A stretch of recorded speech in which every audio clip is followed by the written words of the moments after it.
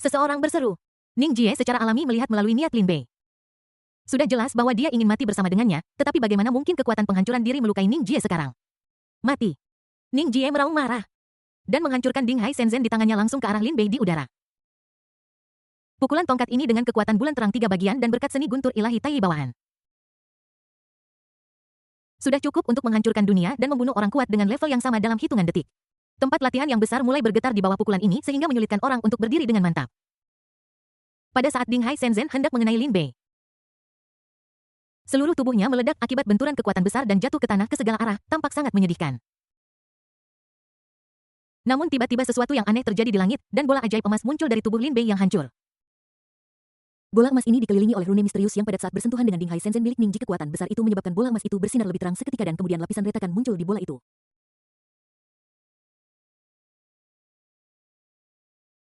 Tinggi di langit angin bertiup dan awan melonjak seolah akhir dunia akan datang. Apa yang terjadi? Ning Jie jelas tidak mengantisipasi adegan mendadak ini dan buru-buru mengambil kembali besi Ding Hai Shenzhen, tetapi retakan pada bola ajaib emas terus pecah. Chung Yaohan dan sekelompok pemimpin sekte yang benar semua menatap langit. Dengan ekspresi terkejut di wajah mereka, bola emas ini memberi mereka perasaan sakral dan tidak dapat diganggu-gugat, tetapi juga tampak penuh daya tarik membuat orang ingin memilikinya. Semua orang sangat penasaran, kecuali Wu Jin yang memasang senyum bahagia di wajahnya. Akhirnya, rencana saya akan berhasil. Dia tersenyum jahat dan berteriak seolah-olah dia melampiaskan emosi yang telah tersembunyi di dalam hatinya selama ribuan tahun. Bang! Akhirnya semakin banyak letakan muncul di bola emas. Setelah mencapai ukuran tertentu, bola itu meledak secara langsung. Menghasilkan suara memekakkan telinga banyak murid yang lebih lemah bahkan terkejut dan muntah darah. Saat bola ajaib meledak, serpihan emas berterbangan ke segala arah, menggambar busur emas di langit. Pada saat ini, Wu Jin juga melepaskan diri dari kendali formasi dan langsung meraih sepotong fragmen emas dan menggenggamnya di tangannya. Dia menarik napas dalam-dalam dan berkata sambil tersenyum. Akhirnya aku bisa mendapatkan fragmen asal mula keberuntungan. Semua orang juga mendengar perkataan Wu Jin dan ekspresi mereka berubah drastis. Terutama Ning Jie, baru saat itulah dia menyadari bahwa apa yang telah dia hancurkan adalah sumber keberuntungan Lin Bei. Chung Yaohan dan yang lainnya saling memandang dan segera mengepung Wu Jin lagi. Meskipun mereka tidak tahu tujuan dari fragmen asal keberuntungan ini, mereka sudah mengerti bahwa Wu Jin bersusah payah. Dan tujuan utamanya mungkin adalah fragmen keberuntungan ini, jadi mereka tidak boleh membiarkannya mengambilnya. Menghadapi pengepungan Chung Yaohan dan yang lainnya, Wu Jin tidak terburu-buru.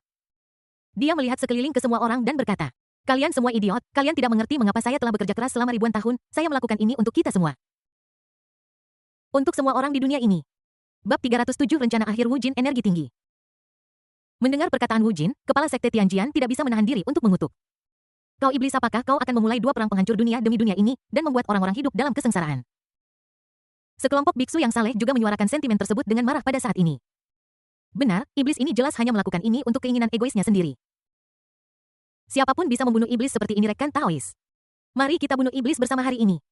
Bahkan jika aku harus mengorbankan nyawaku, aku bersumpah untuk membunuh iblis hari ini dan mengembalikan dunia yang damai dan harmonis ke benua Tianyan. Namun, setelah mendengar apa yang dikatakan semua orang, senyum Wu Jin menjadi semakin lebar, suara kritik dan kecaman masih terngiang di telinganya. Wu Jin menyunggingkan senyumnya dan tiba-tiba berteriak. Cukup. Pernyataan ini membuat semua orang lengah. Wu Jin melirik wajah semua orang dan berkata dengan nada kasihan di matanya. Kamu terlalu bodoh. Apa itu perang? Apa artinya kematian manusia dibandingkan dengan rencanaku? Ini sangat tidak penting.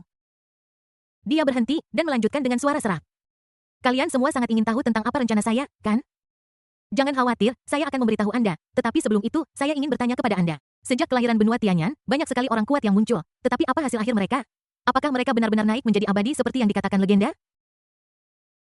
Pertanyaan Wu Jin membuat semua orang yang awalnya membenci kejahatan mulai berpikir dalam-dalam. Fakta bahwa para kultivator di benua Tianyan tidak dapat naik tingkat bukanlah rahasia.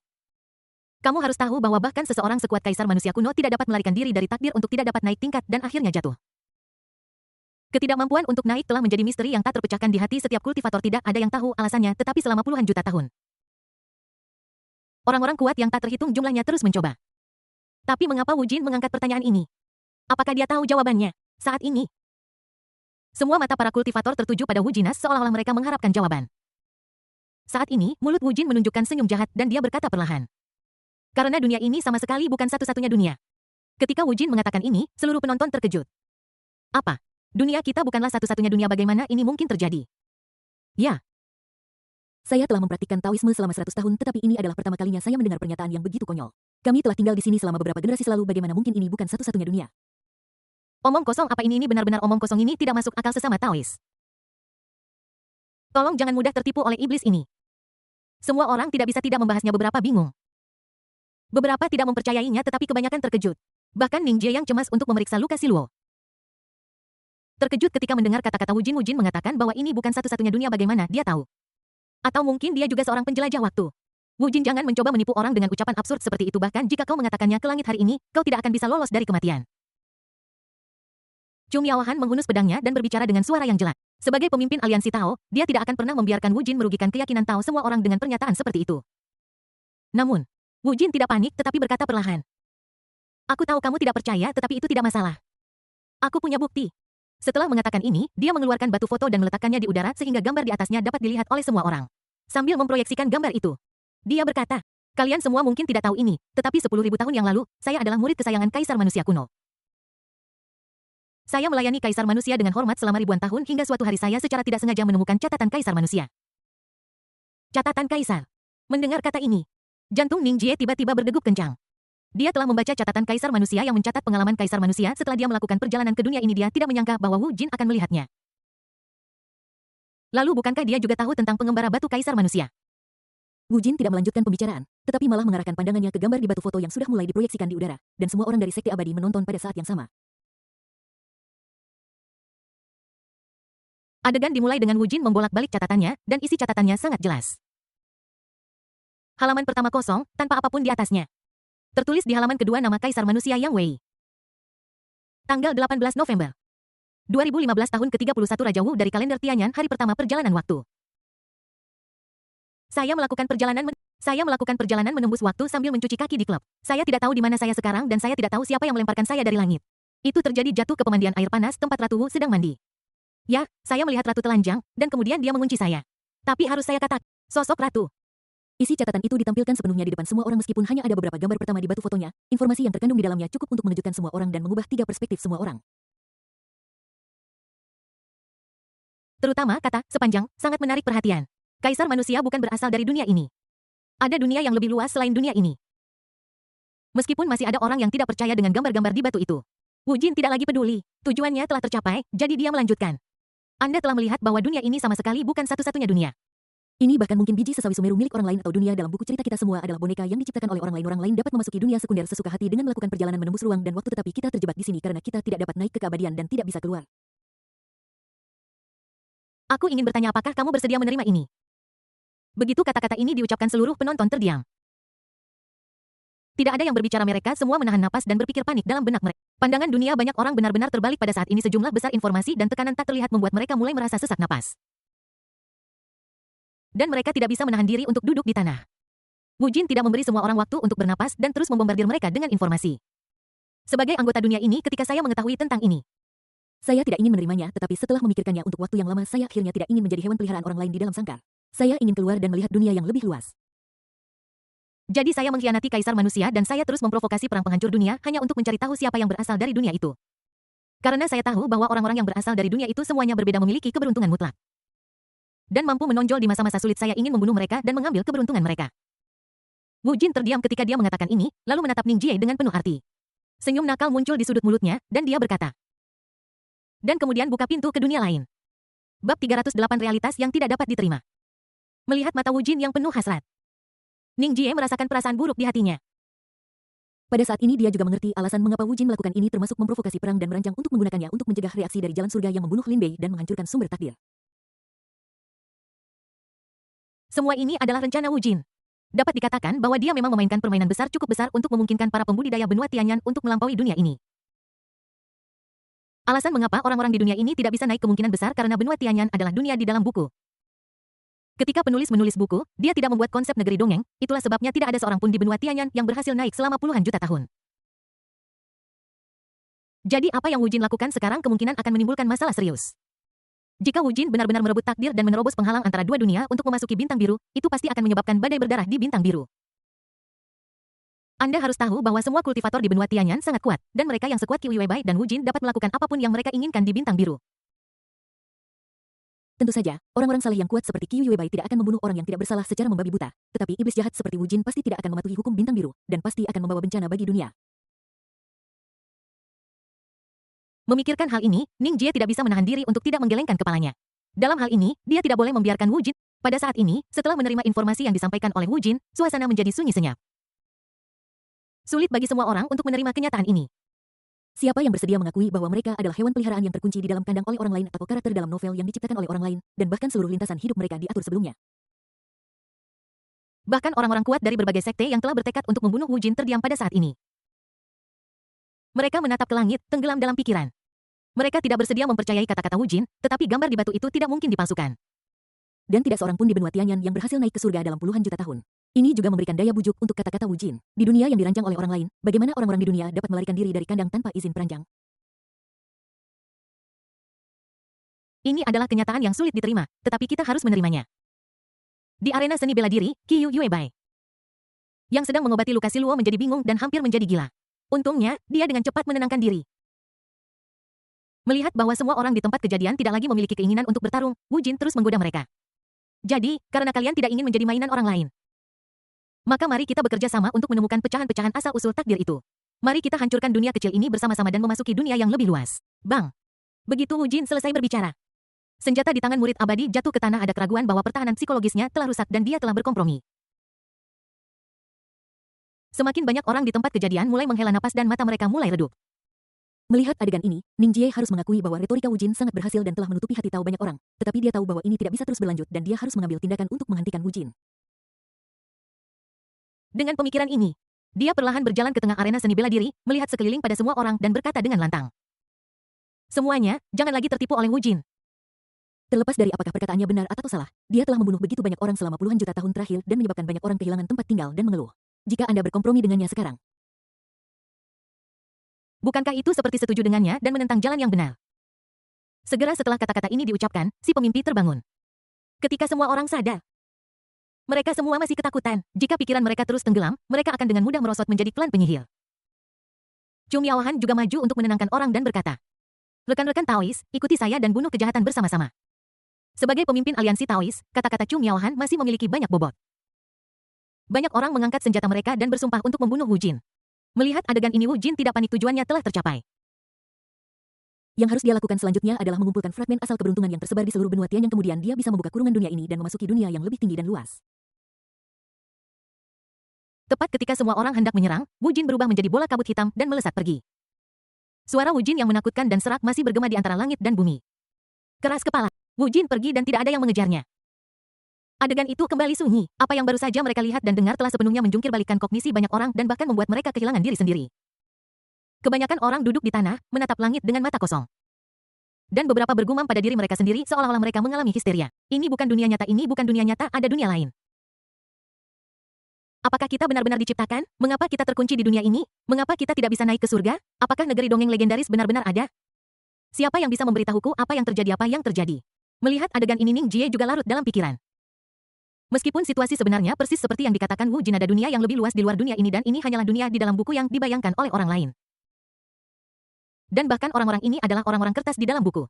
Tetapi Ning Jie tahu bahwa dia tidak boleh memberitahu mereka fakta ini, setidaknya tidak sekarang. Mereka sudah menerima terlalu banyak informasi. Dan jika mereka menderita pukulan berat lainnya, banyak dari mereka mungkin tidak dapat menanggungnya. Saat ini, Chung Yaohan berjalan mendekat perlahan. Dengan sedikit kekhawatiran di wajahnya yang cantik dan berkata, "Master, menurutmu bagaimana tentang situasi ini?" Berbagai pemimpin sekte memiliki pendapat yang berbeda, tetapi sebagian besar dari mereka tenggelam dalam keterkejutan mereka sendiri dan penyelidikan keaslian masalah tersebut dan tidak ada yang bisa memberikan solusi pasti. Setelah waktu yang lama, Sek Master Xin berbicara. Masih belum jelas apakah masalah ini benar atau tidak. Jika kita membiarkannya menyebar keluar, hal itu dapat menyebabkan kepanikan dan kerusuhan di dunia. Menurut pendapat saya, kita harus menghapus ingatan para murid ini terlebih dahulu dan kemudian membuat rencana jangka panjang. Menanggapi gagasan Master Sekte Xin, semua orang mengangguk setuju. Tidak ada keraguan bahwa ini harus menjadi cara paling tepat untuk menghadapinya saat ini. Meskipun agak tidak adil, pada akhirnya ini untuk kebaikan yang lebih besar. Setelah beberapa saat, kecuali para pemimpin sekte yang benar-benar kuat, ingatan para murid tingkat rendah semuanya dihapus. Meskipun semua orang sedikit bingung setelah bangun, mereka segera menerima ingatan yang telah diatur sebelumnya. Ning Jie, yang merupakan putra suci Sekte Miaoyin dan memiliki banyak pengaruh, tentu saja tidak ingat dengan jelas. Namun, dia tidak punya waktu untuk memikirkan begitu banyak hal saat ini dan bergegas ke tepi lapangan seni bela diri untuk memeriksa situasi Si Luo. Pada saat ini, Qiyu Yuebai sudah mengeluarkan sisa energi pedang di tubuh Si Luo. "Tuan, bagaimana keadaan Si Luo?" Ning Jie bertanya dengan cemas. Qiu Yuebai menyeka keringat dari dahinya. Menatap Ning Jie dan akhirnya menggelengkan kepalanya, matanya yang indah penuh penyesalan. Bab 309 Si Luo terungkap. Ning Jie terkejut. Puncak suara debu. Tirai merah berkibar lembut ditiup angin gunung. Di ruang antik dengan dinding transparan ada banyak orang yang berdiri saat ini. Tentu saja, sebagian besar dari mereka adalah wanita. Satu-satunya pria, Tuan Qiu Yuebai yang cantik alami. Pemimpin Liga Dao yang dingin dan menjauhkan diri, Chu Miaohan pemimpin Sekte Hehuan yang menawan dan anggun, Si Yuki kakak perempuan kedua yang terpelajar dan sopan, Xiao Wanxing kakak perempuan ketiga yang imut dan manja, Chu Si. Dewi Gunung yang mulia dan elegan, Mu Qingsu keturunan eksentrik dari klan Nuwa, Zhao Lingal. Wanita-wanita ini semua memiliki kelebihan masing-masing dan tidak peduli siapapun dari mereka yang ditempatkan di dunia luar. Mereka semua sangat cantik. Berkumpul di sini saat ini adalah pesta visual. Namun, Ning Jie tidak berminat untuk menghargainya saat ini karena situasi Si Luo di tempat tidur tidak optimis. Meskipun Qiu Yuebai telah mengeluarkan energi pedang dari tubuhnya, energi pedang Lin Bei begitu sombong dan jahat sehingga hampir menghancurkan semua meridian Si Luo dan menyebabkan dia kehilangan semua vitalitasnya dan hanya napas terakhirnya.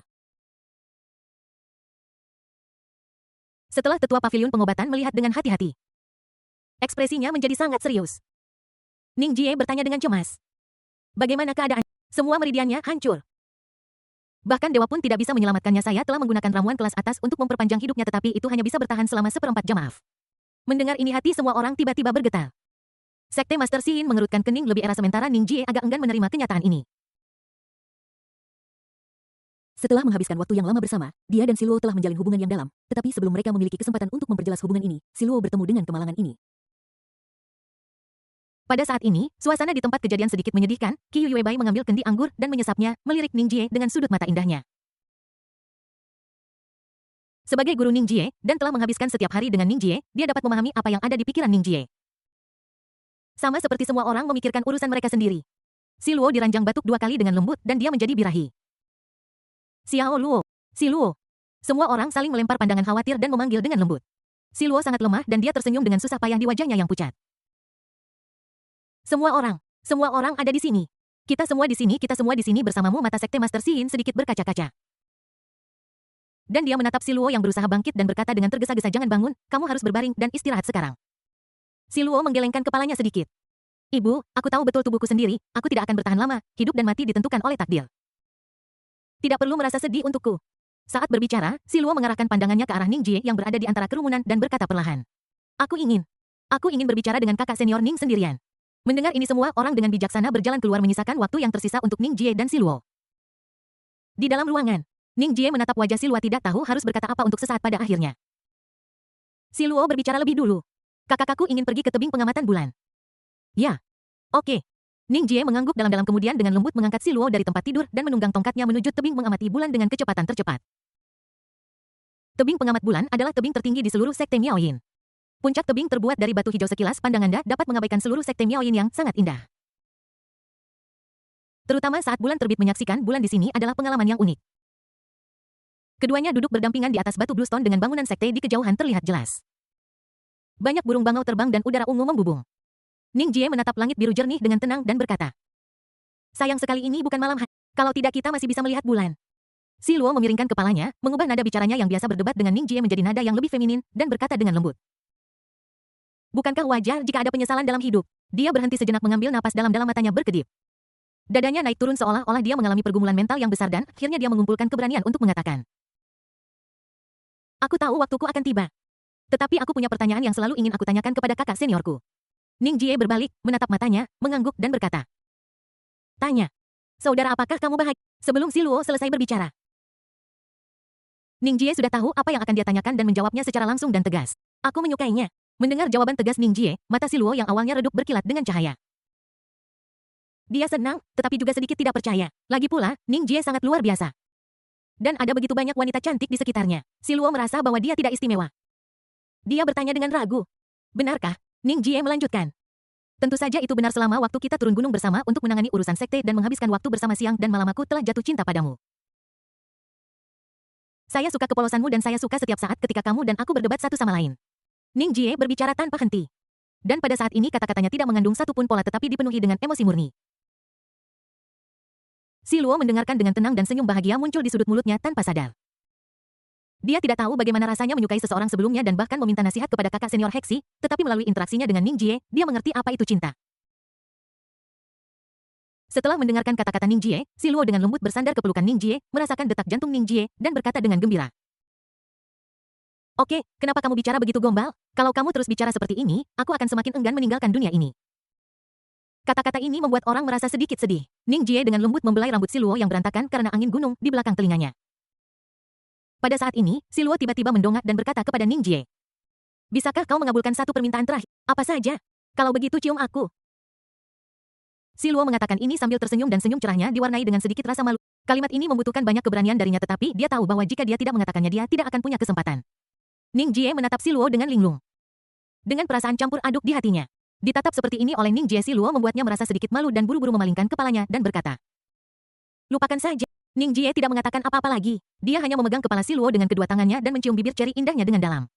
Rasanya sejuk lembut dan halus. Dengan aroma unik seorang gadis muda. Waktu seolah berhenti pada saat ini dan hanya ada dua orang yang tersisa di antara langit dan bumi.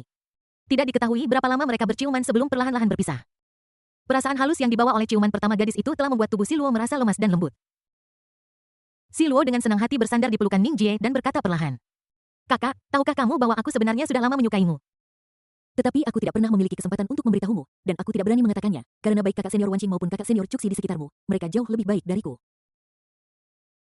Dan aku merasa bahwa aku tidak bisa dibandingkan dengan mereka. Ning Jie dengan lembut menggaruk hidung si Luo dengan penuh kasih sayang dan berkata. Bagaimana bisa begitu, kamu memiliki kualitas unikmu sendiri juga? Keduanya mengucapkan kata-kata mesra. Si Luo menghela napas ringan, meraih tangan Ning Jie, dan berkata dengan serius. Saudara. Tolong jangan terlalu lama bersedih untukku setelah aku mati. Aku bisa melihat bahwa kakak senior Wanqing dan kakak senior Cuxi sangat menyukaimu. Kamu harus memperlakukan mereka dengan baik dan jangan mengecewakan mereka seperti yang kamu lakukan di kehidupanmu sebelumnya. Ning Jie setuju tanpa berpikir panjang. Aku akan, jangan khawatir. Namun setelah selesai berbicara, Ning Jie tiba-tiba mengangkat kepalanya dan menatap si Luo. Dengan keterkejutan di matanya dia berkata, apa yang kamu katakan kehidupan masa lalu? Bab 310 perubahan mengejutkan terlalu eksplosif. Kedua kata ini kehidupan sebelumnya sangat sensitif sehingga Ning Jie tidak bisa tetap tenang. Kejutannya juga membuat si Luo menyadari bahwa dia telah membocorkan rahasia. Sekarang hidupnya hampir berakhir, dia tidak terlalu memikirkannya dan hanya mengatakan apa yang ingin dia katakan. Dia merenung sejenak, lalu mengangguk dengan tekad di matanya dan berkata. Ya, itu benar, itu adalah kehidupan sebelumnya. Saudara. Aku tahu ini mungkin terdengar tidak dapat dipercaya, tetapi kakak senior Wanqing yang secara pribadi mengatakan kepadaku bahwa dia dan kamu memiliki hubungan di kehidupanmu sebelumnya. Sekarang si Luo tidak punya apapun untuk disembunyikan, dia hanya ingin Ning Jie bahagia setelah kematiannya. Jadi dia memberitahu Ning Jie semua yang dikatakan Xiao Wanqing kepadanya dan semua yang dialami Ning Jie di kehidupan sebelumnya tanpa meninggalkan detail apapun. Angin gunung bertiup lembut di pipi mereka. Setelah mendengar ini, wajah Ning Jie penuh dengan keterkejutan. Dia tidak percaya apa yang dikatakan si Luo, tetapi ini persis sama dengan apa yang terjadi antara dia dan Xiao Wanqing di kehidupan sebelumnya. Sok Xiao Wanqing terlahir kembali. Keterkejutan di hatinya membuatnya tidak bisa tenang untuk waktu yang lama saat dia merenungkan semua ini. Saat ini dia menemukan bahwa banyak hal yang tidak bisa dia pahami tiba-tiba menjadi jelas dan dapat dijelaskan sepenuhnya. Mengapa Xiao Wanqing mengubah lintasan hidup dalam plot sebelumnya dalam kehidupan ini? Melepaskan posisi permaisuri dan melakukan perjalanan ribuan mil dari ibu kota kekaisaran Gritsia, Wangjing. Ke sekte Miaoyin untuk menjadi murid Qiu Yubai dan berlatih Taoisme. Mengapa Xiao Wanqing selalu memanjakannya dalam segala hal, berpura-pura tidak terjadi apa-apa meskipun dia tahu dia memanfaatkannya? Mengapa Xiao Wanqing berdiri di sisi Lin Bei tanpa ragu ketika menghadapi pergumulan antara dia dan Lin Bei? Semua ini tidak dapat dipercaya. Tetapi jika kita meletakkannya di bawah premis bahwa Xiao Wanqing terlahir kembali maka semuanya dapat dijelaskan. Ternyata menjadi, aku mengerti, Ning Jie tidak bisa menahan diri untuk diam-diam berkata dalam hatinya. Melihat Ning Jie terdiam untuk waktu yang lama, si Luo dengan lembut meraih tangan Ning Jie dan meletakkannya di wajahnya. Dan berkata dengan lembut. Aku tahu ini sulit dipercaya. Awalnya aku sama tidak percayanya dengan kakakku, tapi aku percaya bahwa Suster Wanqing tidak akan berbohong padaku. Semua yang ada di kehidupan masa lalu seperti awan yang berlalu. Aku hanya berharap saudaraku dapat memanfaatkan kesempatan dalam kehidupan ini dan hidup bahagia. Ning Jie menundukkan kepalanya. Menatap mata si Luo yang berkaca-kaca dan berkata, Brother-brother berjanji padamu. Ning Jie masih tidak bisa tenang. Tetapi ketika dia merasakan vitalitas dalam diri si Luo berangsur-angsur menghilang, dia tidak punya waktu untuk memikirkan hal lain, dia hanya ingin menemani si Luo dengan baik di saat-saat terakhirnya. Si Luo tersenyum. Tapi senyumnya dipenuhi penyesalan. Kamu tahu apa kakak senior sebenarnya? Ada banyak larut malam ketika aku iri pada kalian dan kakak senior Wanqing karena bisa memiliki cinta yang merentang dua kehidupan. Aku mengagumi keberanian kakak senior Wanqing, dia dapat dengan berani mengejar orang yang dia sukai, tapi aku ragu dan tidak berani menghadapi pikiran yang paling benar di hatiku. Jika aku bisa melakukannya lagi aku pasti akan tinggal bersamamu. Mendengar kata-kata Si Luo, Ning Jie tidak bisa menahan diri untuk mengepalkan tinjunya dan untuk sesaat dia tidak tahu bagaimana menjawab Si Luo. Adakah penyesalan? Sayang sekali. Ini mungkin hal paling menyakitkan di dunia, kamu lahir sebelum aku lahir dan aku lahir ketika kamu sudah tua. 1/4 jam selalu berlalu dengan cepat. Si Luo menarik napas dalam-dalam, mengosongkan tubuhnya, dan dengan lembut bersandar di lengan Ning Jie. Senyum kekanak-kanakan muncul di sudut mulutnya dan dia berkata, sepertinya hao manisan yang dibeli kakak seniorku lagi, tapi sayangnya. Aku akan mengajakmu membelinya sekarang. Aku khawatir sudah terlambat. Ada sedikit rasa pahit dalam senyum Si Luo. Dia mengulurkan tangannya untuk menyentuh wajah Ning Jie lagi, tetapi tangannya jatuh dengan lemah di udara. Adik perempuan. Ning Jie memanggil dengan susah payah, dengan kesedihan di matanya. Si Luo menutup matanya, rok hijau masih berkibar tertiup angin gunung. Dan air mata kristal dari sudut matanya jatuh di punggung tangan Ning Jie. Pada saat ini Ning Jie ingin mengatakan sesuatu, tetapi pada akhirnya dia menelan kata-kata yang ada di ujung lidahnya. Dia menatap langit yang jauh dan merasa sulit untuk menerima sistem. Sistem come out. Dia ingin memanggil sistem untuk melihat apakah ada eliksir yang bisa menghidupkan kembali orang mati, tetapi sistem itu seperti mati baru-baru ini dan sudah lama tidak muncul. Berdiri sendiri di tengah angin, terdiam untuk waktu yang lama. Ning Jie akhirnya memutuskan untuk membawa Si Luo kembali. Namun, saat dia memeluk Cis Luo ala putri, dia tiba-tiba merasa ada sesuatu yang salah. Tubuh Si Luo sepertinya mengalami kontras yang hebat. Tadi sangat dingin, tapi sekarang menjadi sangat panas, bahkan terasa seperti terbakar saat disentuh. Ini. Ning Jie melebarkan matanya sama sekali tidak menyadari apa yang sedang terjadi. Ini juga pertama kalinya dia menghadapi situasi seperti itu, bagaimana mungkin tubuh seseorang tiba-tiba menjadi panas setelah kematian. Dia buru-buru menempatkan Si Luo di atas batu bluestone dan berpikir tentang bagaimana menghadapi situasi ini. Pada saat ini tubuh Si Luo mulai memancarkan bintik-bintik cahaya keemasan yang secara bertahap menyebar ke seluruh tubuhnya. Membuatnya mempesona dan mustahil untuk dilihat secara langsung. Setelah beberapa saat, cahaya keemasan yang menyilaukan secara bertahap menghilang. Ning Jie melihat pemandangan di depannya dan tertegun sejenak. Di atas batu biru di depannya, tubuh Si Luo menghilang, dan di tempatnya ada telur emas yang sepenuhnya berwarna keemasan dan memancarkan lapisan cahaya. Apa yang terjadi? Orang baik berubah menjadi telur tanpa alasan. Ning Jie tidak bisa mempercayai matanya sesaat setelah semua hal seperti itu terlalu ajaib. Namun, dia tidak bisa memahaminya, jadi dia mengambil telur emas besar itu dan terbang langsung ke puncak Chengin, ingin bertanya kepada ketua sekte Xin tentang apa yang terjadi.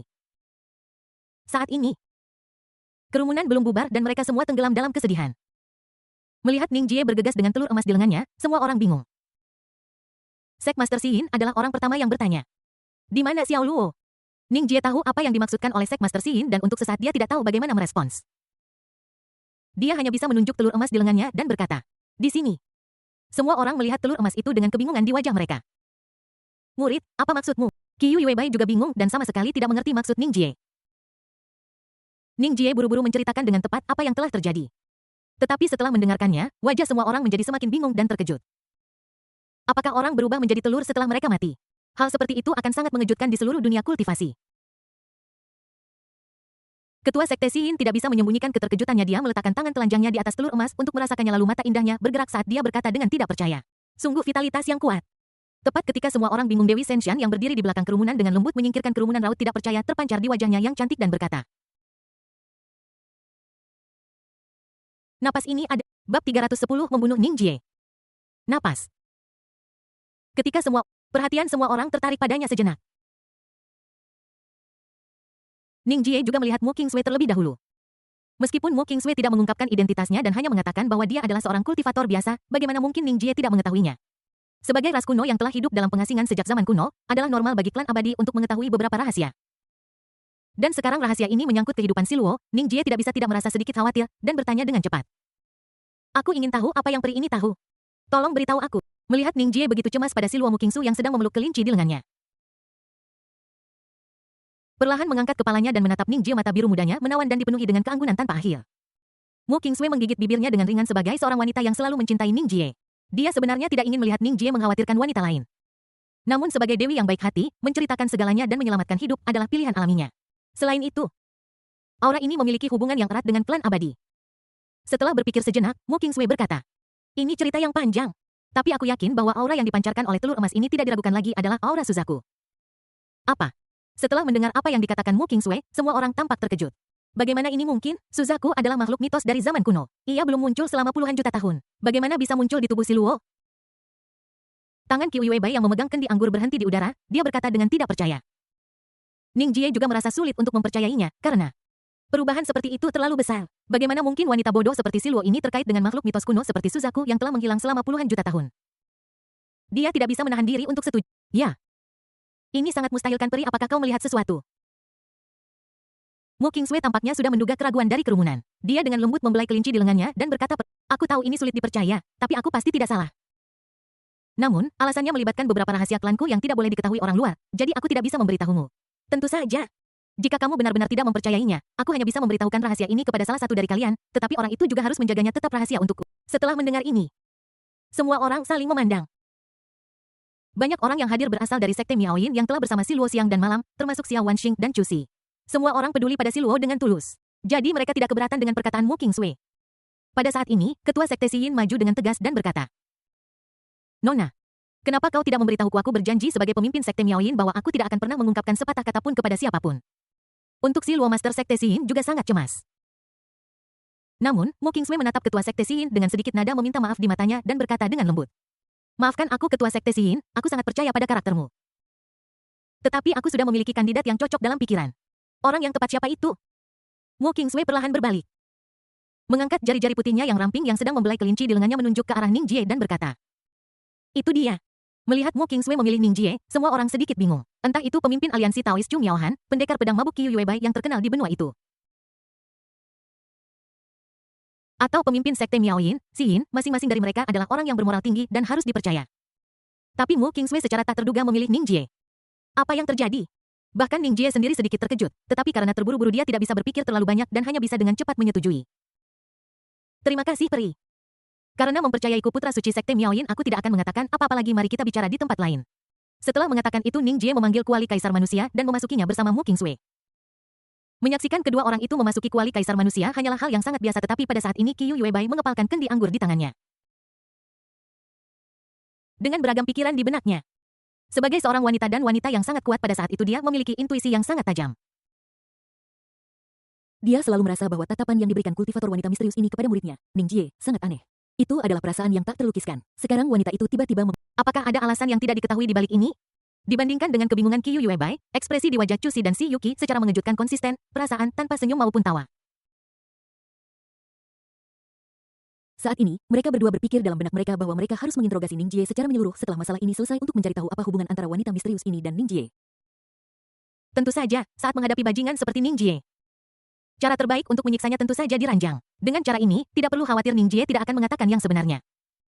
Jika dia tidak mengatakan yang sebenarnya, maka kita harus menutup pintu dan tidak memberinya kesempatan untuk mengambil keuntungan. Di dalam kuali kaisar manusia, Ning Jie dan Mu Kingsway berdiri berhadap-hadapan, mata mereka terkunci. Berusaha untuk tetap tenang. Ini adalah pertama kalinya Mu Kingsway sendirian dengan Ning Jie dari jarak sedekat ini setelah seumur hidup hatinya sudah dipenuhi dengan gelombang emosi melihat wajah yang familiar ini. Napasnya menjadi sedikit cepat dan dadanya di bawah rok putihnya naik dan turun, making the rabbit in her arms feel very uncomfortable and it jumped out of her arms. Namun menghadapi pemandangan kabur dan indah seperti itu, Ning Jie sedang tidak ingin menghargainya saat ini dan bertanya langsung. Peri itu bisa berbicara sekarang. Mu Kingsway mencoba menenangkan diri lalu menatap Ning Jie. Dia tidak segera memberitahunya alasannya. Tetapi menarik napas dalam-dalam dan bertanya, kamu menyukainya? Si Luo. Mu Kingsway mengangguk. Ning Jie terdiam sejenak lalu berkata perlahan. Betul sekali. Setelah melewati begitu banyak hal dia menjadi lebih berpikiran terbuka tentang masalah hati, dia memutuskan untuk tidak menyembunyikan apapun lagi dan menghadapi semuanya dengan tenang. Ketika Mu Kingsway mendengar jawaban Ning Jie, meskipun ekspresinya tidak berubah, dia tidak bisa menahan diri untuk mengatupkan giginya dan matanya mulai menjadi tajam. Dia meninggalkan Gunung Suci sendirian dalam kehidupan ini. Awalnya berniat untuk membunuh Ning Jie, pria tidak setia itu. Namun, ketika dia benar-benar bertemu dengan Ning Jie, dia merasa sedikit berhati lembut untuk sesaat dan tidak tahu bagaimana harus Dia bahkan masih memiliki harapan dan fantasi tentang Ning Jie di dalam hatinya. Namun sekarang, melihat bahwa Ning Jie benar-benar jatuh cinta dengan wanita lain, api harapan yang telah membara di hatinya tiba-tiba padam. Dia menyesal karena berhati lembut dan pada saat yang sama pikirannya mulai menjadi fokus dan teguh. Itu untuk membunuh Ning Jie. Bunuh pria tidak tahu terima kasih ini. Bab 311 pergi. Saat ini Mu Kingsway sudah memiliki rencana yang komprehensif di benaknya. Dia menyimpan pikirannya dan berkata perlahan. Ini cerita yang panjang. Dan itu melibatkan ras saya bukan manusia dalam arti sebenarnya, tetapi ras tersembunyi legendaris yang disebut ras abadi. Ada sedikit nada dingin dalam nada bicara Mu Kingsway. Dan dia memberitahu Ning Jie identitas aslinya tanpa penyembunyian apapun. Di satu sisi, itu karena dia benar-benar mempercayai Ning Jie, dan di sisi lain, dia sudah memutuskan untuk membunuh Ning Jie, jadi tidak masalah rahasia apa yang diceritakan. Setelah mendengar apa yang dikatakan Mu Kingsway meskipun Ning Jie sudah mengetahui semua ini. Untuk bekerja sama dengan Mu Kingsway dia masih berpura-pura terkejut dan berkata. Suku abadi ras legendaris ini benar-benar ada. Mu Kingsway mengangguk dan melanjutkan. Sebenarnya, dahulu kala, leluhur klan abadi memilih untuk hidup mengasingkan diri hanya untuk menghindari perang dan bencana. Tetapi suatu hari mereka secara tidak sengaja bertemu dengan binatang mitos kuno Suzaku yang terluka parah. Leluhur klan abadi menyelamatkan Suzaku dan merawatnya dengan baik di klan. Kemudian makhluk mitos Suzaku terlahir kembali setelah nirvana. Dan mata air tempat ia dilahirkan kembali menjadi mata air suci. Meminum air mata air dapat menunda penuaan dan mendapatkan umur yang panjang. Klan abadi mendapatkan namanya dari sini dan ini adalah rahasia tertinggi dari klan abadi. Setelah mendengarkan ini, Ning Jie juga berpikir. Dia hanya tahu bahwa rahasia keabadian klan abadi adalah karena mereka meminum air mata air suci dari gunung suci. Tetapi dia tidak pernah menyangka bahwa klan abadi memiliki hubungan yang begitu dekat dengan Suzaku. Jika itu masalahnya, maka kepastian Mu Kingsway bahwa telur emas itu memancarkan aura burung vermilion juga layak untuk diakui. Pada saat yang sama, sebuah ide yang sangat berani tiba-tiba muncul di benak Ning Jie. Setelah kematian Si Luo, dia berubah menjadi telur emas yang memancarkan aura Suzaku. Jadi dalam kasus itu, Si Luo kemungkinan besar adalah keturunan Suzaku. Memikirkan akar roh api Si Luo dan bulu emas yang ibunya tinggalkan di kota Sion. Semakin Ning Jie memikirkannya, semakin besar kemungkinannya. Dia memberitahu Mu Kingsway tentang ide ini, dan Mu Kingsway mengangguk sedikit. Saya pikir Anda tidak perlu meragukannya sama sekali dia berasal dari klan Suzaku. Seperti yang semua orang ketahui, tidak mungkin bagi seseorang untuk berubah menjadi telur setelah kematian. Hanya makhluk mitos kuno Suzaku yang akan berubah menjadi telur emas setelah kematian dan kemudian terlahir kembali dari abu. Inilah yang terjadi pada Suzaku yang diselamatkan oleh klan abadi. Apa, nirvana dan kelahiran kembali? Ning Jie dengan tajam menangkap kata-kata kunci dalam ucapan Mu Kingsway. Jika itu masalahnya, Si Luo masih bisa diselamatkan. Secara teori, itu benar. Mu Kingsway menanggapi dengan tenang dengan sedikit nada marah dalam suaranya. Awalnya, dia adalah seorang wanita dengan temperamen yang tenang. Tetapi ketika dia melihat Ning Jie sangat peduli pada wanita lain, dia tidak bisa menahan diri untuk tidak marah. Dia berusaha keras untuk menekan amarah di hatinya. Dan memikirkan rencananya, dia berkata. Namun, nirvana Suzaku tidak pasti berhasil. Penuh dengan bahaya. Jika Anda tidak hati-hati, Anda akan gagal dalam nirvana dan kehilangan kesempatan untuk dilahirkan kembali. Ning Jie mendengar ini dan tidak bisa menahan diri untuk berkata dengan cemas. Apa yang harus kita lakukan, Kak? Tidak ada solusi sempurna untuk masalah ini, tetapi ada satu metode yang mungkin berguna. Fairy, tolong bicara cepat. Aku sudah memberitahumu sebelumnya bahwa mata air suci di Gunung Keramat Klan Abadi ditinggalkan ketika Vermilion Bird mencapai nirvana. Mata air itu mengandung aura asli dan rahasia misterius klan Vermilion Bird. Jika kita dapat memasukkan telur emas ini ke dalam mata air suci dan membiarkannya memahaminya, itu pasti akan meningkatkan kemungkinan nirvana dan kelahiran kembalinya. Setelah mendengarkan ini, Ning Jie tidak bisa menahan diri untuk tidak mengangguk, dan dia setuju dengan pendekatan ini dalam hatinya. Aura asli suatu ras terkait erat dengan ras yang sama. Sekarang setelah ada kondisi yang memungkinkan Si Luo untuk dilahirkan kembali dan dibangkitkan, bagaimana mungkin Ning Jie menyerah? Dia berkata tanpa ragu-ragu. Aku ingin membawa Si Luo ke Gunung Suci Suku Abadi. Aku ingin tahu apakah peri itu, itulah yang telah kutunggu-tunggu. Mu Kingsway berkata diam-diam di dalam hatinya lalu mengerutkan kening. Berpura-pura berpikir, klan abadi awalnya menolak untuk mengizinkan orang luar manapun masuk, tetapi mengingat bantuan yang telah diberikan klan Suzaku kepada kami, saya dapat membuat pengecualian kali ini dan membujuk para tetua klan. Terima kasih, peri. Mari kita keluar dan bersiap sekarang. Ning Jie sangat bersemangat sampai dia tidak menyadari kilatan licik di mata Mu Kingsway. Melihat punggung Ning Jie, hati Mu Kingsway sedikit bergetar. Meskipun dia mengatakan ini kepada Ning Jie sesuai dengan rencananya sendiri, dia tidak berbohong kepada Ning Jie. Ada kemungkinan besar bahwa mata air suci suku abadi dapat menyelamatkan Si Luo, tetapi sebenarnya ada alasan yang lebih penting mengapa dia sengaja membimbing Ning Jie ke suku abadi di Gunung Suci kehidupan sebelumnya. Itu menurut rencana untuk membawa Ning Jie kembali ke Gunung Suci dan membunuhnya secara pribadi. Kemudian bunuh diri dan akhirnya tidur bersama di Gunung Suci agar tidak pernah terpisahkan selama-lamanya. Di luar kuali Kaisar Manusia. Semua orang masih menunggu dengan cemas setelah Ning Jie keluar. Dia melihat semua orang dan berkata tanpa berhenti sejenak. Semua orang. Waktu hampir habis singkat cerita, saya sekarang sangat yakin bahwa Si Luo berasal dari klan Suzaku, dan saat dia berubah menjadi telur emas. Dia berada dalam periode nirwana dan kelahiran kembali Yadi agar nirwananya berhasil saya harus membawanya ke suatu tempat. Ketika kata-kata ini diucapkan, para wanita tidak bisa menyembunyikan keterkejutan mereka. Klan Suzaku. Kelahiran kembali nirvana. Jumlah informasi yang terkandung di dalamnya benar-benar terlalu banyak. Dan memang agak sulit untuk diterima untuk sementara waktu. Selain terkejut dengan kejadian ini, gadis-gadis dari Sekte Miao Yin merasa lebih sulit untuk menerima bahwa Ning Jie akan pergi. Meskipun Ning Jie tidak mengatakan kemana dia akan pergi atau berapa lama dia akan pergi. Situasi seperti itu seringkali akan membuat orang lebih khawatir karena pasti akan penuh dengan banyak faktor yang tidak pasti. Setelah hening sejenak, Chu Si bergegas maju dan memeluk lengan Ning Jie. Berkata dengan sengaja, Kiki jangan biarkan aku pergi jika kamu benar-benar ingin pergi. Bawa Kiki bersamamu. Ning Jie merasa sedikit malu dipeluk oleh Cusi di depan begitu banyak orang, jadi dia dengan cepat menepuk punggung Cusi dan menghiburnya. Kakak yang baik. Aku hanya bisa pergi sendiri dalam perjalanan ini, tapi aku akan segera kembali. Bukannya dia tidak ingin mengajak Cusi bersamanya, hanya saja klan Immortal tidak mengizinkan orang luar untuk masuk. Meskipun Xiao Wanxing lebih dewasa dan stabil, tidak seperti Cusi, matanya masih penuh ketidaksenangan dan kekhawatiran. Suasana di tempat kejadian menjadi sedikit canggung untuk sesaat. Qiyu Yuebai memandang Ning Jie dan membuka mulutnya untuk mengatakan sesuatu, tetapi pada akhirnya berubah menjadi desahan tertiup angin, dan kemudian dia dengan lembut menegur Cusi. Kiki, lepaskan saudaramu, ini tidak pantas di depan umum. Bagaimanapun, Qiyu Yuebai masih memiliki arti penting di hati Cusi. Jadi dia dengan enggan melepaskan lengan yang memeluk Ning Jie. Kapan kamu berencana untuk pergi? Qiyu Yuebai menatap mata Ning Jie dan bertanya dengan prihatin. Ning Jie awalnya ingin mengatakan bahwa dia akan berangkat hari ini. Tetapi ketika kata-kata itu sampai di bibirnya, dia tidak bisa menahan diri untuk melirik para wanita yang tampak muram, menarik napas dalam-dalam dan berkata, "Besok pagi." Pada saat yang sama dia merasa sangat dalam. Malam ini ditakdirkan menjadi malam tanpa tidur. Bab 312 Pembaruan Sistem. Peningkatan besar. Karena fakta bahwa Siluo adalah anggota dari makhluk mitos kuno Suzaku terlalu mengejutkan atas permintaan Chung Yaohan, Qiyu Yuebai dan yang lainnya diputuskan bahwa mereka yang tahu tentang ini akan merahasiakannya untuk saat ini dan mengumumkannya kepada dunia luar ketika saatnya tiba.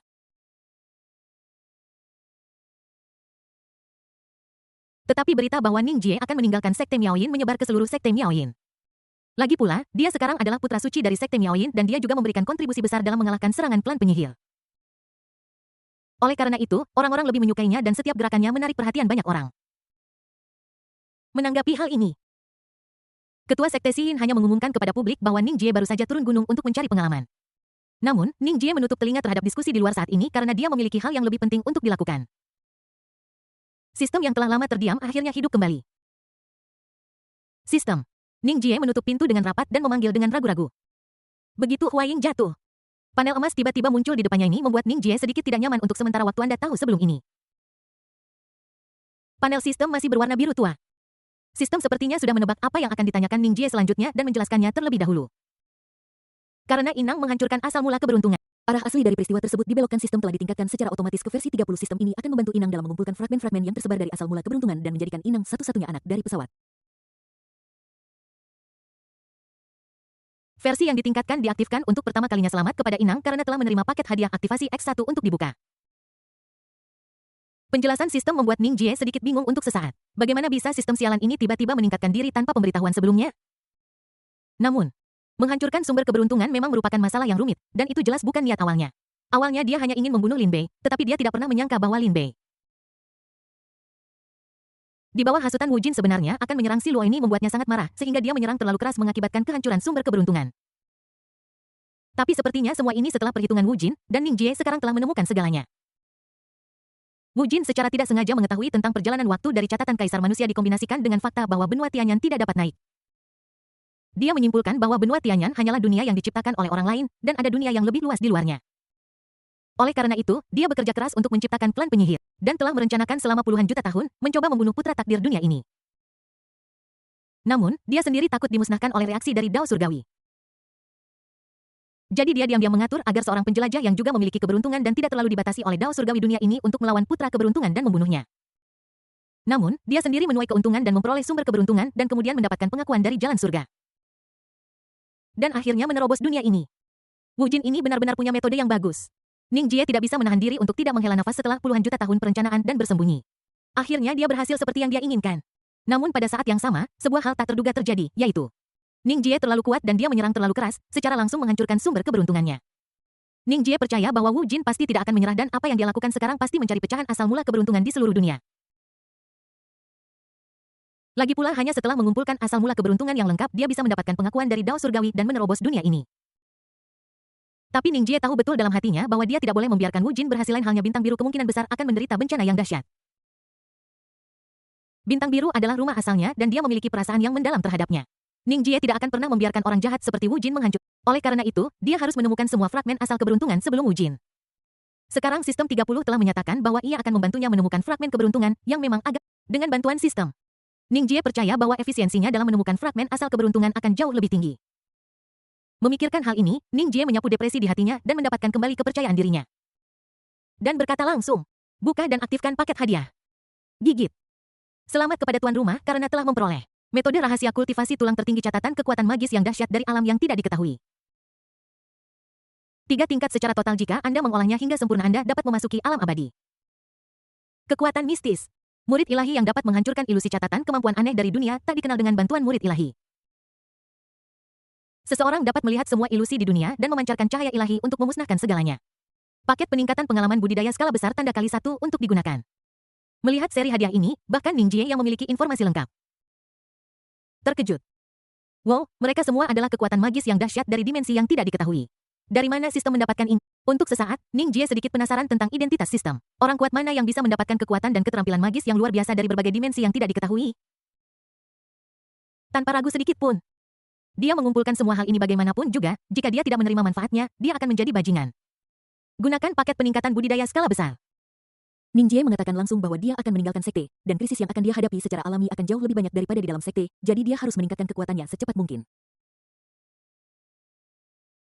Dengan menggunakan paket peningkatan kultivasi, dia langsung merasa bahwa laut Qi-nya telah berkembang berkali-kali lipat dan meridiannya menjadi transparan secara instan. Energi spiritual di sekitar sekte Miaoyin langsung bergegas menuju tempat dia berada. Memasuki tubuhnya, dan hantu cahaya dan kegelapan muncul di belakangnya.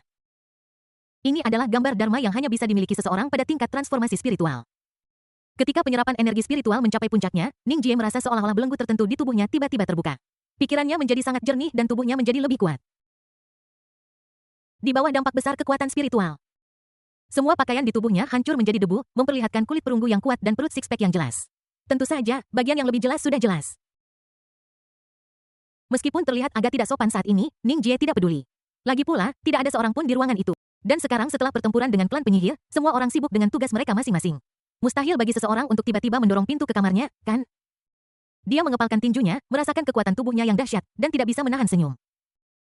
Alasan mengapa Ning Jie tertawa begitu liar adalah karena dia memikirkan Chu Si dan Si Yuki sekarang dia menjadi lebih kuat, dia akan memiliki lebih banyak peluang untuk menang ketika berhadapan dengan dua wanita yang menjengkelkan ini. Saat Ning Jie tenggelam dalam pikirannya, pintu tiba-tiba didorong terbuka dan yang terlihat adalah wajah bayi yang imut dan cantik yang sudah familiar itu. Ning Jie tertegun di tempat dan bertanya dengan ekspresi terkejut. Adik perempuan Kiki, mengapa kamu di sini? Saat Chu Si mengarahkan pandangannya ke arah Ning Jie, dia melihat Ning Jie yang telanjang saat itu, terutama melihat perut six-pack-nya, dan kemudian matanya bergerak ke bawah. Saat ini, matanya yang awalnya redup tiba-tiba menjadi cerah. Bab 313 Pertemuan Sekte. Meskipun Ning Jie dan Chu Si telah melakukan banyak pertukaran lebih lanjut, dia masih merasa sedikit malu saat ini. Setelah Chu Si tertegun selama beberapa detik, karena harga dirinya sebagai adik perempuan, dia dengan cepat mengulurkan tangannya untuk menutupi matanya. Tapi tidak peduli bagaimana Ning Jie melihatnya, dia merasa bahwa Chu Si sepertinya tidak benar-benar menutupi matanya. Karena celah antara jari telunjuk dan jari tengahnya terlalu jelas. Melihat adegan ini, Ning Jie tidak bisa menahan diri untuk tidak tersentuh oleh tindakan kecil Chu Si yang lucu. Dia mengambil pakaian di tempat tidur dan memakainya. Lalu menatap Chu Si tanpa bisa berkata-kata dan berkata, "Jangan berpura-pura, aku tahu kamu sedang menonton." Chu Si tidak malu ketika dia ditemukan oleh Ning Jie. Dan dia terlalu malas untuk melakukan gerakan-gerakan kecil itu lagi. Alih-alih, dia meletakkan tangannya dan berjalan lurus ke arah Ning Jie. Dia menatap wajah Ning Jie dengan mata berair, berkedip dengan keinginan yang tak terselubung di dalamnya. Baru saja saya perhatikan ada sesuatu yang aneh dengan energi spiritual di dekat kamar tempat kakak senior berada, jadi saya sedikit khawatir tentang dia, jadi saya mengikutinya untuk melihatnya. Aku tidak menyangka bahwa kakak senior melakukan hal seperti itu di dalam kamar. Chu Si memandang Ning Jie dengan ragu untuk berbicara. Ada apa? Ning Jie tidak bereaksi sesaat pun. Setelah mendengar ini, Chu Si melirik Ning Jie dengan sedikit kesal, dan dengan sengaja memajukan bibirnya dan bergumam. Bukankah itu yang paling kamu sukai? Tapi karena kamu membutuhkannya, kenapa kamu tidak membiarkan Kiki membantumu? Kamu menyelesaikannya sendiri, sungguh menyedihkan. Ning Jie tidak bodoh. Jadi dia secara alami mengerti maksud Chu Si dan dengan cepat melambaikan tangannya untuk menjelaskan. Kiki Yu salah paham. Aku hanya berlatih, ini tidak seperti yang kamu pikirkan. Ya, Chu Si mengerjapkan matanya dan berkata sambil tersenyum. Tetapi siapa yang akan berlatih seni bela diri tanpa busana? Mungkinkah kamu sedang mempraktikkan seni bela diri yang memalukan? Jika demikian bagaimana kalau Kiki berlatih bersamamu? Kata-kata Chu Si penuh godaan, alisnya melengkung, mata hitamnya seperti genangan air musim gugur dan lekukan di sudut mulutnya membuat orang ingin menciumnya. Setelah mendengar kata-kata Chu Si, Ning Jie terlalu malas untuk menjelaskan. Dia tahu bahwa sekarang hanya pertempuran yang bisa sepenuhnya memadamkan pikiran jahat Chu Si. Baiklah, sekaranglah waktunya. Ning Jie tidak mengatakan apa-apa lagi dan langsung memeluknya. Namun, yang membuat Ning Jie merasa sangat terkejut adalah Chu Si ternyata mengenakan stoking sutra es putih yang dia berikan padanya. Yang membuatnya semakin menawan. Brother Kiki tidak ingin kamu meninggalkan, Kiki ingin bersamamu selamanya. Kiki sangat menyukai kakak senior. Badai akan datang. Kata-kata penuh kasih sayang Chu Si membuat Ning Jie yang awalnya tidak terkendali tanpa sadar melambat dan mendengarkan dengan seksama. Kata-kata ini sepenuhnya berasal dari hati Chu Si yang sebenarnya. Setiap kata sangat berharga dan bercampur dengan cinta Cusi yang mendalam untuk Ning Jie. Kiki, dengarkan aku. Kakak senior harus melakukan perjalanan ini ketika aku kembali aku akan selalu bersamamu, oke? Jadilah penurut.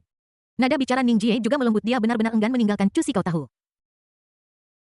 Gunung suci klan abadi berada di ujung utara benua Tianyan dan bahkan harus melintasi laut utara yang luas, yang sangat jauh dari benua dataran tengah. Kali ini, aku tidak tahu kapan aku bisa kembali. Cusi ingin mengatakan sesuatu untuk membujuknya agar tetap tinggal, tetapi melihat tekad di mata Ning Jie, dia menelan kata-kata itu dan menghela napas. Baiklah, Kiki, patutlah. Karena kakak senior akan pergi. Tidak ada artinya bagi Kiki untuk terus tinggal di Sekte Miaoyin. Aku akan mengikuti ayahku kembali ke Laut Cina Timur untuk sementara waktu. Ketika kakak senior kembali, dia akan datang ke Laut Cina Timur untuk menjemputku. Oke. Mendengar kompromi Cusi, Ning Jie merasa lega. Dia tidak ingin membuat Cusi sedih. Jangan khawatir, saudari junior, aku akan menjemputmu segera setelah aku menyelesaikan pekerjaanku. Kakak senior sangat baik. Cusi dengan lembut mengangkat kepalanya dan mencium Ning Jie, lalu dia kembali memasang senyum liciknya dan berkata, "Kalau begitu, kakak senior harus menebusnya pada Kiki hari ini. Jangan lalai." Cusi mengatakan ini sambil tersenyum dan mengedipkan matanya, terlihat sangat imut dan menggoda. Ning Jie merasa jengkel dengan kata-kata Cusi. Awalnya dia dibuat sedih oleh suasana perpisahan. Jadi dia tidak bisa menahan diri untuk perlahan-lahan menghargai Cusi, tetapi dia tidak menyangka Cusi akan begitu provokatif. Bagaimana dia bisa menerima ini? Memikirkan hal ini, Ning Jie tidak lagi memiliki kekhawatiran dan berkata dengan gembira, "Oke, hari ini aku akan membiarkanmu melihat betapa kuatnya aku." Sebelum aku menyadarinya, hari sudah senja. Ning Jie masih merasa sedikit tidak puas, tetapi Cusi sudah menyerah. Ning Jie tidak punya pilihan selain melepaskannya dan menyimpan energi untuk menghadapi Xiao Wanxing dan Si Yuki di malam hari. Setelah dengan lembut mencium Cusi yang tenggelam dalam surga, Ning Jie bergegas ke puncak Chenin untuk menghadiri pertemuan yang diadakan oleh sekte. Pada saat dia tiba, aula utama puncak Chenin sudah penuh dengan orang-orang, termasuk Chung Yaohan, Qiyu Yuebai, Si Yuki, dan orang-orang dari berbagai sekte utama yang datang untuk berpartisipasi dalam kompetisi seni bela diri dunia ini. Setelah menyapa sebentar, Ning Jie duduk di kursinya. Chung Yaohan menatap Ning Jie dengan sayang. Dan ekspresi di wajahnya berubah menjadi dingin seperti biasanya dan kemudian dia berkata perlahan, "Semuanya, meskipun kita telah mengalahkan klan Wu. Situasinya menjadi lebih serius, saya yakin semua orang telah mendengar rahasia yang dikatakan Wu Jin, sekarang dia pasti mencari keberuntungan ilusi itu meskipun kita tidak tahu bagaimana menghadapinya. Selalu benar untuk menghentikannya, kita tidak boleh membiarkan ambisinya berhasil." Saat Chung Yaohan selesai berbicara, semua orang mengangguk setuju. Wu Jin sangat kejam dan gila, jika rencananya berhasil, itu pasti akan membawa kerugian besar bagi benua Tianyan. Saat ini, seseorang mengajukan pertanyaan di benaknya. Tetapi kita tidak tahu apa takdir yang dia sebutkan atau di mana lokasinya. Bagaimana kita bisa menghentikannya? Mendengar ini semua orang mulai berbisik, bagaimanapun ini memang masalah praktis yang ada di hadapan mereka. Jika mereka tidak sepenuhnya memahami alasan dan metode di baliknya, maka mencari Wu Jin di benua Tianyan yang luas akan seperti mencari jarum di tumpukan jerami. Orang bisa membayangkan betapa rumit dan sulitnya itu. Namun setelah berdiskusi lama, tidak ada seorang pun yang memiliki metode khusus setelah semua. Tidak ada seorang pun yang benar-benar memahami sesuatu yang misterius seperti keberuntungan, dan suasana di tempat kejadian menjadi tegang untuk sementara waktu. pada saat ini, Ning Jie melirik semua orang, perlahan berdiri dan berkata, "Semuanya. Mungkin saya punya beberapa ide yang dapat membantu Anda lebih efektif." Bab 314 menemukan sumber keberuntungan. Mendengar kata-kata Ning Jie, semua orang mengalihkan pandangan mereka. Sekarang Ning Jie adalah santo pria pertama dari sekte Miaoyin dalam jutaan tahun dan dia telah mengalahkan semua pahlawan dan memenangkan tempat pertama dalam kompetisi seni bela diri dunia. Bahkan selama perang besar dengan klan penyihir, dia membuat jutaan iblis mundur hanya dengan satu kalimat. Pencapaian yang begitu hebat membuat status dan posisinya meningkat pesat dan tentu saja dia memiliki pengaruh yang besar. Si Yuki melihat bekas bibir samar yang tertinggal di leher Ning Jie dan merasa cemburu. Dia berpura-pura menawan dan menatap Ning Jie dengan sepasang mata seperti musim semi bersamaan, mengembuskan napas manis dan berkata, "Tuan Ning, tolong beritahu saya apa yang telah..." Semua orang dapat melihat bahwa si Yuki secara terang-terangan menggoda Ning Jie dan mereka tidak bisa menahan tawa dalam hati. Qiyu Yuebai sangat marah ketika melihat adegan ini. Bagaimana dia bisa merayu muridnya di siang bolong? Apa dia benar-benar berpikir bahwa dia pendekar pedang mabuk tidak punya temperamen? "Muridku akan berbicara ketika saatnya tiba, guru, tidak perlu terburu-buru. Minumlah tehmu." Qiyu Yuebai berkata dengan nada tajam, kemudian tiba-tiba melambaikan tangannya dan mengirimkan secangkir teh di atas meja ke si Yuki melalui udara. Tetapi cangkir teh itu membawa kekuatan spiritual yang sangat besar dan bergerak dengan kecepatan yang luar biasa. Si Yuki tidak mau kalah. Dia melambaikan tangannya dan tiba-tiba meraih cangkir teh, mengangkat senyum menawan dan berkata, "Terima kasih, Penatua Qiyu. Untuk teh." Melihat kedua wanita itu bersaing satu sama lain, Ning Jie tidak bisa menahan perasaan gugup, khawatir mereka akan menimbulkan masalah jika mereka terus seperti ini. Jadi dia dengan cepat mengubah topik pembicaraan dan berkata, "Dengarkan aku semuanya mengenai masalah keberuntungan. Aku mendapat informasi dari Lin Bei, meskipun keberuntungan ini misterius, ada jejak yang bisa diikuti. Satu hal yang pasti, Siapapun yang diberkati dengan keberuntungan akan mengalami perubahan mendadak dan dramatis dalam waktu singkat baik dalam hal kekuatan atau aspek lainnya. Tentu saja mustahil bagi Ning Jie untuk mengungkapkan bahwa dia adalah seorang penjelajah waktu, jadi dia hanya bisa mengaitkan semua informasi itu dengan Lin Bei yang sudah meninggal. Karena toh tidak ada bukti. Semua orang di tempat kejadian mendengarkan kata-kata Ning Jie dengan percaya diri. Kepala Sekte Pedang Perak perlahan bertanya. Aku mengerti. Lalu menurut apa yang dikatakan Ning Sengzi, kita hanya perlu memperhatikan mereka yang tiba-tiba menjadi lebih kuat dan mengalami lonjakan keberuntungan, kan? Ning Jie mengangguk dan berkata perlahan. Ya, itu benar secara teori, tetapi beberapa keadaan khusus tidak dapat dikesampingkan. Tapi dunia ini sangat besar. Meskipun semua sekte kita digabungkan menjadi kekuatan yang besar, tetap saja tidak mudah untuk menemukan target orang di lautan manusia yang luas. Menghadapi kekhawatiran semua orang, Ning Jie terdiam dan memikirkannya. Dia harus mengakui bahwa ini memang sebuah masalah. Tiba-tiba secercah cahaya melintas di matanya dan dia dengan cepat berkata kepada semua orang. Semuanya, meskipun tidak mudah untuk menemukan orang yang telah mendapatkan fragmen asal keberuntungan di lautan manusia yang luas di benua Tianyan, saya dapat mempersempit ruang lingkup untuk Anda. Misalnya, ketika Anda mencarinya, Anda dapat memberikan perhatian khusus kepada keluarga dengan 4 nama keluarga utama Xiao Linye. Dan mungkin Anda akan mendapatkan hasil yang berbeda. Xiao Lin, Ye Chu. Semua orang bingung ketika mendengar ini dan bertanya, mengapa Shen Ning meminta kita untuk memperhatikan keluarga dengan 4 nama keluarga ini? Ning Jie benar-benar tidak tahu bagaimana menjawab pertanyaan ini untuk sesaat. Lagi pula, dia tidak mungkin mengatakan bahwa ini adalah pengalaman yang dia dapatkan dari membaca artikel daring di Bintang Biru di kehidupan sebelumnya, kan? Jadi, saya hanya bisa menanggapi dengan santai. Ya, saya baru saja membuat analisis sederhana, lagi pula sejauh yang saya tahu. Ada cukup banyak orang dengan 4 nama keluarga ini di benua Tianyan, selalu merupakan ide yang baik untuk memberi perhatian lebih kepada mereka. Setelah mendengar apa yang dikatakan Ning Ji, semua orang yang hadir tiba-tiba mengerti dan mengangguk setuju. Tuan Ning memang pintar, saya mengerti sekarang. Pada saat ini sesepuh Sekte Kaosan tiba-tiba berdiri dan bertanya. Tetapi Ning Sengzi, ada banyak orang dengan nama belakang Tang di benua Tianyan, sebagai perbandingan keluarga Tang juga merupakan keluarga besar. Haruskah kita lebih memperhatikan keluarga Tang? Keluarga Tang. Ning Jie tiba-tiba teringat sesuatu dan berseru secara refleks. Apakah kamu tidak takut akan keterikatan biru dan perak? Semua orang jelas tidak mengerti dan bertanya dengan bingung. Apa yang terjerat? Ning Jie menyadari bahwa dia telah mengacaukan cerita itu. Dan dengan cepat berdeham dan berkata dengan serius, tidak apa-apa, keluarga Tang adalah keluarga besar, jadi kamu juga harus memperhatikannya.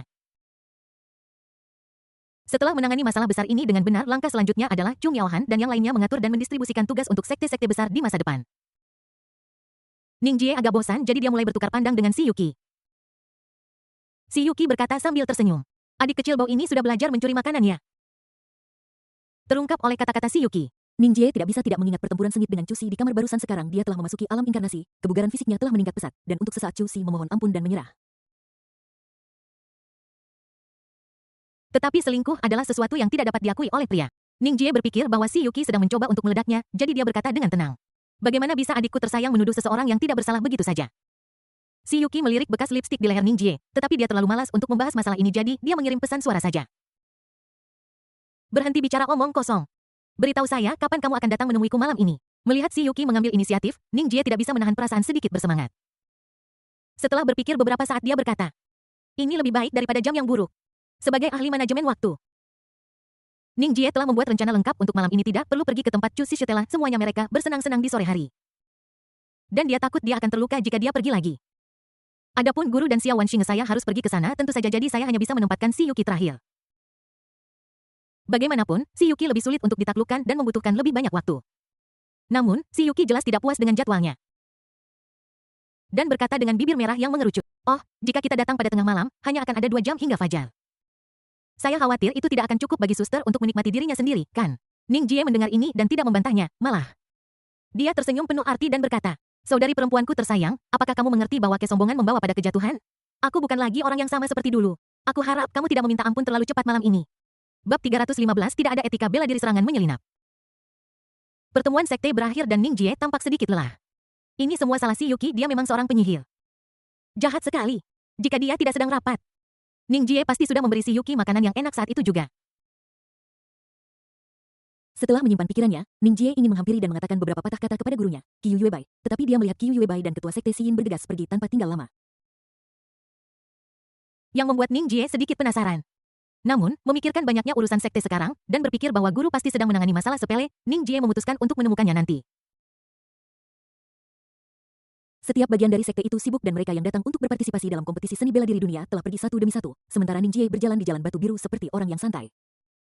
Dia melihat sekeliling dengan hati-hati, mencoba mengingat setiap bunga dan rumput di Sekte Miaoyin.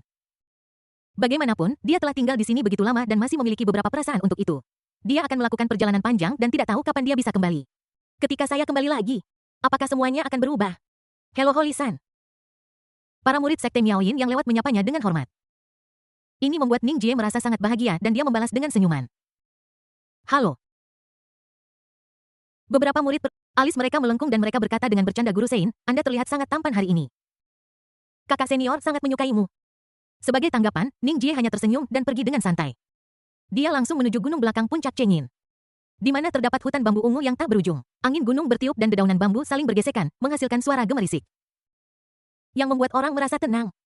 Tentu saja dia tidak datang ke sini hanya untuk menikmati pemandangan, tetapi dia punya rencananya sendiri.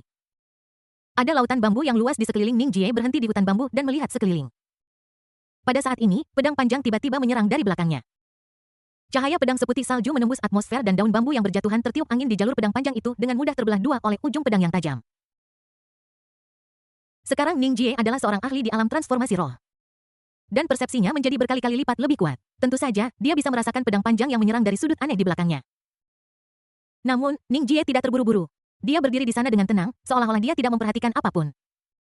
Namun, tepat ketika pedang itu hendak menembus tubuhnya, bibir Ning Jie melengkung membentuk senyum tipis. Dan kemudian tubuhnya bergetar. Di belakangnya, sosok Dharma hijau tiba-tiba muncul, sangat tinggi dan perkasa.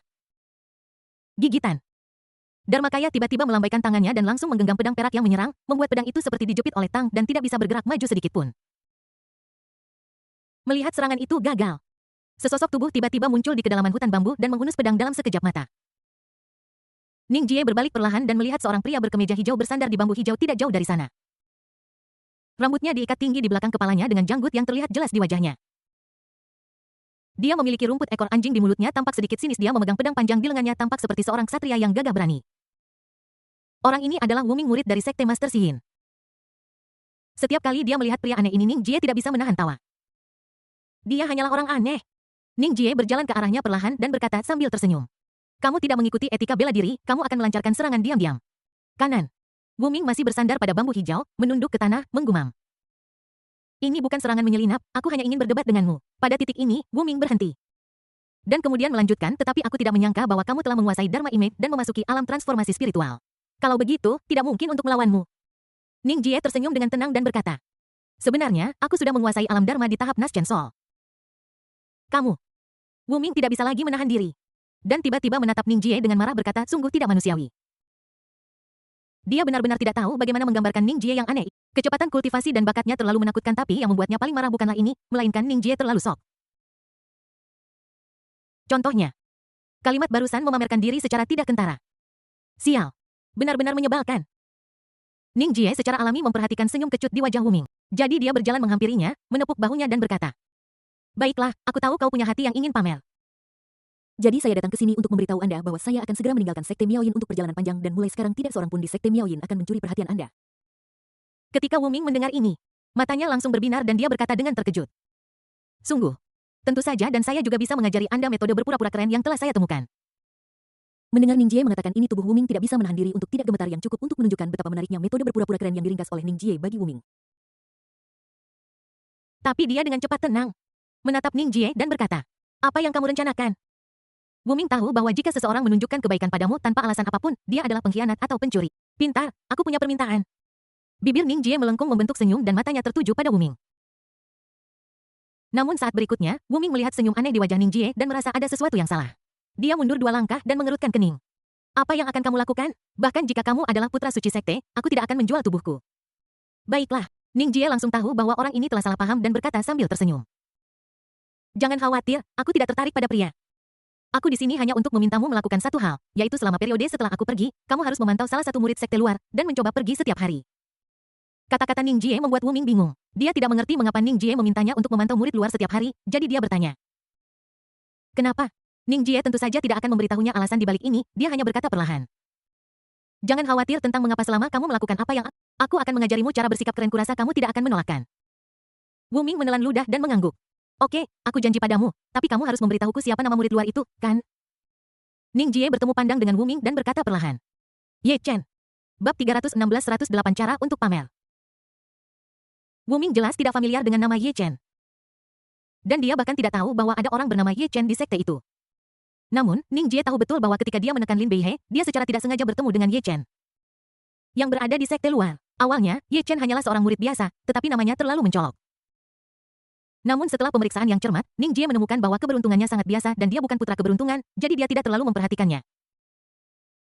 Tapi sekarang semuanya berbeda. Sumber keberuntungan Lin Bei hancur melihat ke seluruh benua Tianyan, siapapun memiliki kesempatan untuk mendapatkan pecahan sumber keberuntungan dan kemudian tumbuh menjadi putra keberuntungan. Karena kepekaannya terhadap nama Ye Chen, Ning Jie merasa perlu memperhatikan orang ini. Namun sekarang dia harus membawa Si Luo ke Gunung Suci Klan Abadi, jadi dia harus mencari orang baru untuk memantau Ye Chen. Semua orang di sekte Miaoyin sibuk sekarang, dan Ning Jie tidak tahu siapa yang harus dicari untuk sementara waktu. Tapi dia memikirkan Wu Ming satu-satunya hal yang dia lakukan setiap hari adalah berlatih seni bela diri. Dan Wu Ming sangat kuat jadi akan menjadi pilihan yang sangat baik untuk memintanya memantau Ye Chen. Melihat Wu Ming memegang pedang sambil berpikir keras, Ning Jie mengingatkannya. Apakah kamu ingat nama ini? Meskipun Wu Ming tidak mengerti alasannya, dia tidak peduli dan hanya mengangguk untuk menunjukkan persetujuannya. Ning Jie sangat puas dengan ini. Dan tersenyum penuh arti, lalu dia mengeluarkan Liontin Giok dan menyerahkannya kepada Wu Ming sambil berkata, ini adalah jimat Giok untuk mengirim pesan. Itu dapat mengirim pesan kepada saya 3 kali. Jika Anda menemukan sesuatu yang sangat aneh dengan Ye Chen, kirimkan pesan kepada saya. Ingat, jimat Giok ini hanya dapat mengirim pesan 3 kali dan harus dikirim hanya ketika sesuatu yang penting terjadi. Wu Ming mengambil jimat Giok itu, memeriksanya, dan berkata, begitu, lalu bagaimana caraku berpura-pura keren? Jangan khawatir, kamu akan sampai di... Seperti sulap, sebuah buku biru kecil muncul di tangan Ning Jie. Buku ini ditulis olehnya untuk sementara. Tidak ada sesuatu yang mendalam di dalamnya. Itu hanyalah beberapa trik dasar untuk pamer. Ketika Wu Ming melihat buku itu, sebuah cahaya tiba-tiba melintas di matanya. Dia menjadi energi dan dengan cepat mengambil buku itu. Ada beberapa karakter hitam besar yang tertulis di sampul biru buku itu. 108 cara untuk pamer. Kata-kata besar ini jelas merangsang saraf Wu Ming, membuatnya bersemangat. Dia tidak sabar untuk melemparkan pedang di tangannya ke tanah. Dan kemudian membuka buku yang berpura-pura keren dengan antisipasi besar. Daftar isi buku yang terlihat mencantumkan berbagai cara untuk pamer dalam rangka. Cara pertama untuk pamer di depan orang lain. Cara kedua untuk pamer. Berpura-pura menjadi babi dan memakan harimau. Cara ketiga untuk pamer seorang pahlawan menyelamatkan seorang gadis cantik. Wu Ming terus mengulangi metode ini tetapi dia masih belum cukup mengerti apa artinya. Namun ketika dia terus membolak-balik halaman dan membaca penjelasan rinci serta metode operasi yang ditulis oleh Ning Jie, tiba-tiba mengerti segalanya dan terus berkata. Sebenarnya seperti ini. Sebenarnya seperti ini. Saya mengerti. Saya mengerti. Kitab suci. Ini adalah kitab suci paling agung di dunia. Melihat Wu Ming tenggelam dalam buku berpura-pura keren dan tidak bisa melepaskan diri, Ning Jie tersenyum acuh tak acuh tanpa tinggal lama. Dan diam-diam meninggalkan hutan bambu ungu. Saat ini, hari sudah malam. Malam musim panas sangat sunyi. Kicau serangga di pegunungan dan suara aliran sungai yang jatuh selaras dan damai. Ning Jie menatap langit. Saya melihat langit malam yang luas bintang-bintang yang berkelap-kelip. Dan bulan yang terang tergantung di langit malam yang gelap. Melihat bulan yang terang, Ning Jie tiba-tiba teringat pada gurunya Qiyu Yuebai. Dia telah bergaul dengan Qiyu Yuebai pada awalnya, dia hanya berhubungan dengan instruksi Qiyu Yuebai untuk menyelesaikan tugas sistem, tetapi setelah menghabiskan waktu yang lama bersama, dia mengembangkan perasaan yang berbeda terhadap Qiyu Yuebai. Di kehidupan sebelumnya, ketika Qiyu Yuebai kehilangan seluruh kultivasinya, Ning Jie merasa sangat menyesal dan bersalah setelah mendorong Qiyu Yuebai dari tebing dengan tangannya sendiri. Untungnya, kesempatan untuk terlahir kembali ini memberinya kesempatan untuk memulai kembali dengan Qiyu Yuebai. Setelah hidup bersama selama 2 kehidupan ini, Ning Jie tidak bisa lagi menyembunyikan pikiran batinnya yang sebenarnya. Tidak ada keraguan bahwa dia telah jatuh cinta pada Qiyu Yuebai. Dia telah mencari kesempatan untuk mengungkapkan perasaan sejatinya kepada Qiyu Yuebai, tetapi dia telah berencana untuk membunuh Lin Bei dan tidak ada kesempatan yang cocok. Sekarang Lin Bei sudah mati. Dan dia akan meninggalkan sekte dan melakukan perjalanan jauh.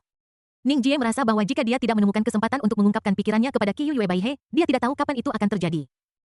Dia melihat bulan yang cerah dan tiba-tiba mengambil keputusan. Lebih baik melakukannya hari ini daripada menunggu 1 hari. Dia akan mengungkapkan pikiran sejatinya kepada gurunya Qiyu Yuebai meskipun kakeknya tidak peduli. Lakukan saja. Memikirkan hal ini, Ning Jie tidak lagi memiliki kekhawatiran. Dia merasakan gelombang ambisi di hatinya dan bertekad untuk mengalahkan gurunya Qiyu Yuebai malam ini. Dia berjalan kembali ke kediamannya, mengeluarkan 2 botol anggur enak yang telah dia buat dan berjalan menuju kamar Qiyu Yuebai. Ning Jie berjalan sangat pelan dalam perjalanan singkat ini. Ketika dia tiba di pintu kamar gurunya, Ning Jie menemukan bahwa tidak ada cahaya di kamar Qiyu Yuebai dan benar-benar gelap. Apa yang terjadi? Guru tidur sangat awal. Atau apakah dia sibuk dengan urusan sekte dan belum kembali? Ning Jie bergumam pada dirinya sendiri berjalan ke pintu dan mengetuk ragu-ragu memanggil. Master. Apakah guru ada di sini? Namun, tidak ada yang menjawabnya dan ruangan tetap sunyi. Ning Jie mondar-mandir di luar rumah dengan berpikir keras. Akhirnya, dia mengumpulkan keberanian dan berkata, Master, muridku datang. Tanpa ragu-ragu lagi, dia mendorong pintu Qiu Yuebai hingga terbuka dan melangkah masuk. Tidak ada cahaya di rumah. Tetapi pemandangan di dalam ruangan masih bisa dilihat melalui cahaya bulan terang yang bersinar melalui jendela. Itu antik dan semuanya tampak familiar, tetapi Qiu Yuebai tidak ada di sana. Tidak dapat melihat Qiu Yuebai membuat Ning Jie merasa sedikit kehilangan untuk sesaat. Namun tiba-tiba ketika matanya tertuju pada ranjang giok Qiu Yuebai, dia dengan tajam menangkap sebuah benda yang membuatnya bersemangat. Di ranjang giok, ada sepasang stoking sutra es hitam. Ini. Ning Jie menyadari bahwa stoking sutra es hitam itu adalah yang pernah dia berikan kepada gurunya, Qiu Yuebai. Saat ini, dia tidak bisa menahan napas dengan berbagai macam pikiran di benaknya. Mungkinkah Tuan sudah memakai stoking sutra es hitam? Mendesis. Sebagai pria normal, Pikiran Ning Jie sudah melayang ke langit. Dia tidak bisa tidak membayangkan sosok vulgar Qiu Yuebai dan kaki yang sempurna, dan bagaimana penampilan mereka setelah dia mengenakan stoking sutra es hitam ini. Bab 317 Apa yang sedang kulakukan? Malam itu sunyi, di kamar kerja Qiu Yuebai, Ning Jie sudah tenggelam dalam pikirannya sendiri dan tidak bisa melepaskan diri.